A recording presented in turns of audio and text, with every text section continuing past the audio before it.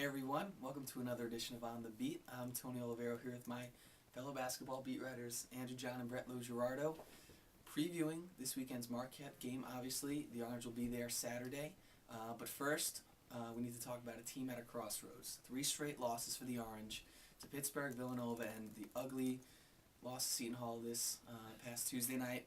Andrew and Brett, you were both there.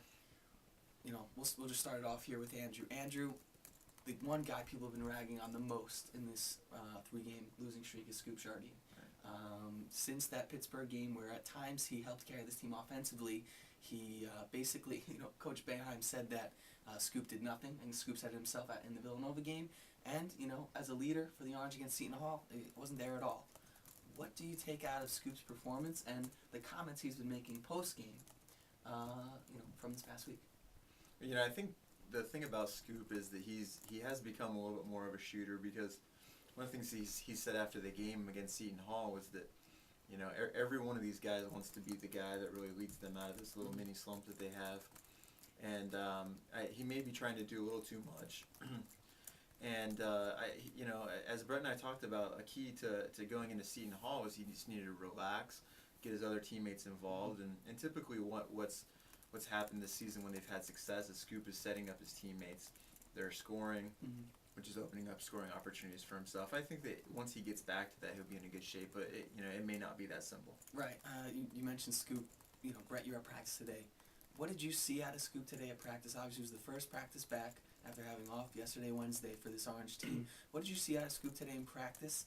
What was the vibe there for the team? Was it something where it's just another day going at it? But also, I guess with that, Andrew mentioned that right now Scoop said it's a team where a few different guys feel as if they need to kind of shoulder the burden. But even with that, nobody's kind of stepped up, completely and done that. Maybe sans Chris Joseph at times. Just thoughts on again practice today and that element of those big four stepping up and carrying the team.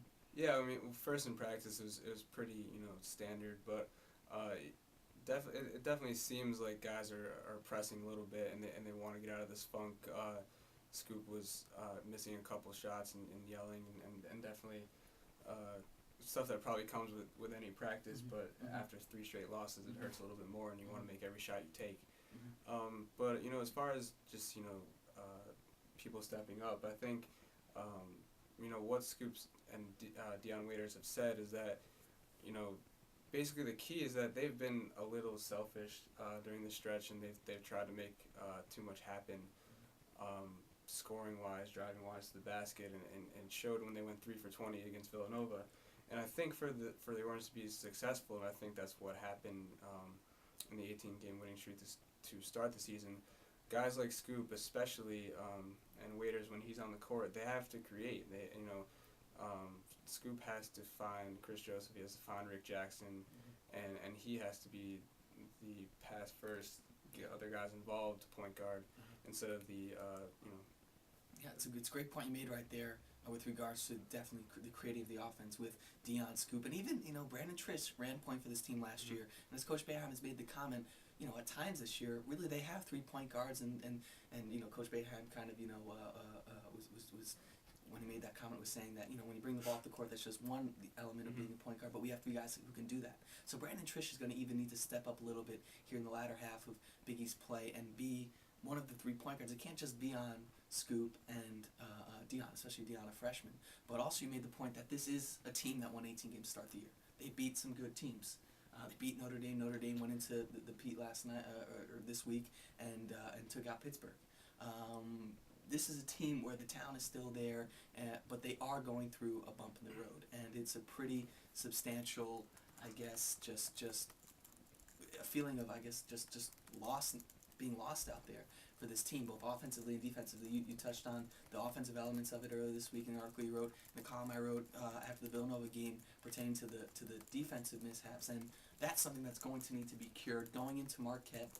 Andrew will be there this weekend for all your coverage. Check out dailyorange.com. But when I was there in Pittsburgh, Mike Hopkins was sitting there almost, kind of played Nostradamus a little bit and said, the rest of the Big East saw what Pitt did tonight, and we got some games coming up where we're going to need to, cure this completely. And right now, SU has looked anything but an 18-0 team. But getting into the Marquette game this weekend, it only gets tougher for SU. Now you're about to go on a 3-game road trip. Next week you're going to be in UConn. But first is Marquette, and this is a very, very talented Marquette team. And if you were to say that Syracuse is the underachiever of conference play, maybe, perhaps this year and recently, I would have to say traditionally, Marquette is the overachiever with Buzz Williams leading the way. Andrew, I know you're a big Buzz Williams fan. What do you expect out of his this team this weekend that he's going to be leading? Well, this is a really tough game for Syracuse. I really wanted to believe that Syracuse could really use this as a game to pull out of its 3-game losing streak, and of course it's still possible that they could do that. But Marquette is a really good team. They traditionally have been very good in the Big East. 27-17 Buzz Williams is in his 2+ years at Marquette in the Big East, and they've really beaten a lot of good teams. Well, one of the teams they haven't beaten since they joined the Big East is Syracuse, and this might be the time because they have a lot of veterans, which Coach Boeheim said after the Seton Hall game is essential to winning in the Big East. Marquette has those veterans. They have the shooters. They can really stretch the zone, as we saw Seton Hall and Villanova do. So, it's going to be a tough game, and also on the road. They definitely have their work cut out for them. Brett, just thoughts on, I guess, you got Butler there. You got that just a bevy of JUCO players there that Buzz Williams, loves to have. Obviously, Johnson Odom's kind of their go-to guy there at the 2.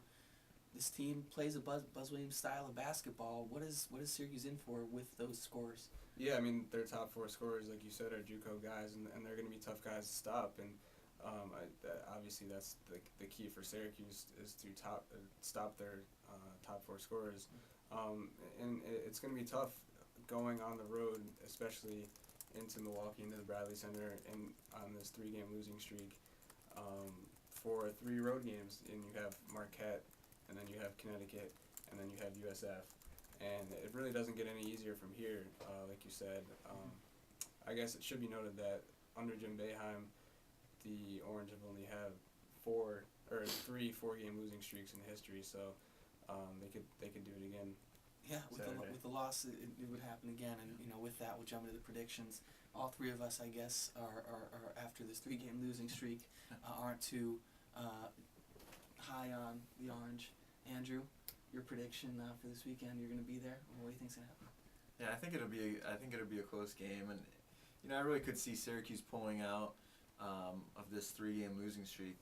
But if you look at the matchup, this is just a really, really tough game to pick Syracuse because of the way that they have played recently, going in on the road to a place like Marquette, team that just a few weeks ago pounded then number 11 Notre Dame by 22 at the Bradley Center. It just seems too tough to pick against Marquette in this matchup, so I'm going to go Marquette 76-73. Yeah, I agree. I'm going to pick Marquette 81-72. I think it'll be close. Marquette will probably just make some free throws to pull away at the end, but I don't think Marquette is as talented as Syracuse by any means, but I think right now they're better, probably in a better state of mind. But I guess we'll see if Syracuse has that resilient mentality. They haven't shown it obviously thus far in 3 straight losses, but we'll see. I can definitely see Syracuse winning, but I think right now Marquette is in the better state of mind and is probably the better team. I think it's fair to say that this is the game leading into it, definitely most recently, where we know the least about what's going to happen, what's going to transpire. Because, obviously Boeheim in the past, especially this season even, has been able to work his magic and have this team come back ready to go. But why should anyone and fans out there have faith that this team's going to come back ready to go after you lose to Villanova? Then you lose to the Seton Hall team by the worst home margin since 1998. So with that, I just don't see the complete mental kind of wherewithal from this Orange team that they're going to need against a bunch of veteran guys there from Marquette. They play a tough brand of basketball, and Buzz Williams is always is going to have these guys overachieving and ready to go. So will the Orange play up to snuff and not get blown out by 20 like they were to the Pirates? Yes, but I'm going to have to take the Golden Eagles as well. My prediction, 73-68. SU will be in it, but I don't think they're going to have it there for down the stretch. Like I said again, Andrew will be there in Milwaukee on Saturday for all of your coverage, live tweets, game story up right as the game ends, and also all of your coverage Saturday afternoon and night. Be sure to check dailyhonors.com for that. And for another edition from 744 Ostrom, for Brett and Andrew, Tony, thanks guys.